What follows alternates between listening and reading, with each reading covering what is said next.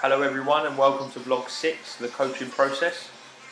Here I have my client looking to develop upon her skill of the snatch, and so the session that I would be delivering today will be based on movement patterns within the skill of the snatch and just trying to help her pick up positions better and understand where she should be at when she's doing the performance of the snatch. What I'll be looking to do is teach the snatch from the top down, having the person comfortable in receiving the bar, and then moving down the chain of movement patterns so the client can understand exactly where they should be at each point in the lift. It's quite cool to look back at my coaching style. It's actually one of the first times I've sat back and looked at myself coaching someone this extensively. And something that I noticed straight away is that my style here is very much cueing, short little words, little movement, body language, actions that send the client into what she should be doing, rather than long-winded demonstrations and lots of speaking. And that's something that I've just picked up on now, just looking back at this little vlog. I do feel though that maybe that's because the type of client that I'm coaching is used to me. We've trained together for a while. She understands me very well and the way that I coach. Thinking if it was someone new, maybe I'd need to do more demonstrating, maybe a little bit more informative in the description of what I'm giving my client to do. But again, that's the cool thing about looking back at this and seeing kind of how I've picked up a style to help this client move forward with what we're trying to achieve. Yeah, it's quite cool. It's very much a task-based exercise.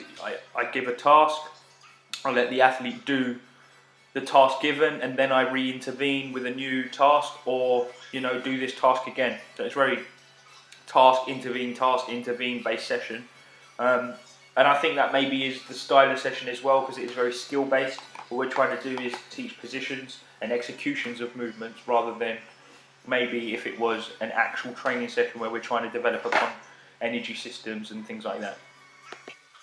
Just looking back at it again, something else I've picked up is that I have the athlete looking into a mirror. If I was to do this again with her, I think I'd have her facing away. Well, I know I'd have her facing away. I think it'll help her with her proprioception and her body awareness, understanding exactly where she is without actually having to look into a mirror to understand where she is. And I think that's really important, because the style of this exercise is, or the style of this movement is, to understand where you are so you can hit those positions and execute with the greatest power, velocity, etc. But if you're constantly looking to find the positions without the actual feel and knowing where you are, you're quite likely to lack and leak energy rather than transmit that like we're trying to achieve. I mean, something else that I think I might change next time is to break the session down into more bite-sized chunks, and maybe have like a part 1, part 2, part 3 as the weeks go on with the sessions, rather than teaching every part of the lift all in one session. So session 1 might be more me focusing on the power position, session 2 in the hang, and session 3 from the floor, for example, rather than quickly moving through all 3 without giving the athlete chance to feel and learn those positions with enough time. Like I've said before, this is someone who I'm comfortable teaching, and she's comfortable working with me. We've done this kind of work before, so the amount of cueing, explanations is less than if it was someone freshly coming to me and I do not know their levels, etc., or their learning and the way they learn, because everyone is different. That's why I think this is good as a task, and also looking at all you guys and the different tasks that you've come up with, or different sessions that you've come up with, because we're all teaching in different ways, and it's quite cool to see.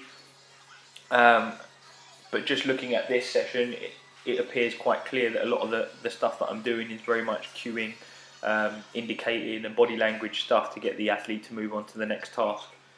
But yeah, everyone seems to have a different style, which is cool. And I think it's also relevant to who it is you're teaching, what level they're at, how they learn. And I think that's why it's important to have a coaching philosophy, but also have a good flexibility in the way that you teach, because no athlete is the same, no person is the same. and not everyone learns in the same way. So what works for one person and their understanding will be completely different to someone else. And I think that's something that's been really drilled into us over the course of this year with this module, straight from the offset, to be honest.